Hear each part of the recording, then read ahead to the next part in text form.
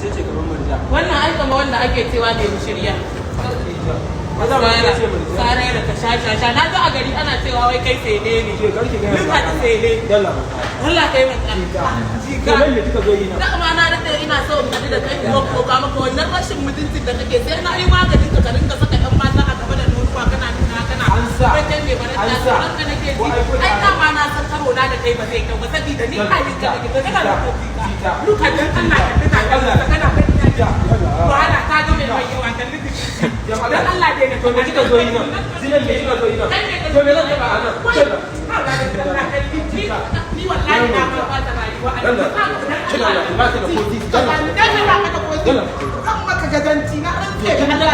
Ka tasha ne karamin dan tasha na kan lita kan tasha kan lita ciyayyen ta. Kan lita kasa wannan ka a cikin gobe. Dole mu shirya. Aka daina ba wallahi sai yawo ya gagare ka. Ni wallahi ce ba Sai na kalle ki a bagira wa kina wallahi. To ki isa kike idan kika je kika yi daga ce mun ba sai na kalle ki ba. To ki je ki ruwa ta ci gaba to ki ai da ki Look at you wannan. Tin kadan Allah ka din yunwa ta gaba kade ka ci din yunwa ya gaji da yunwa.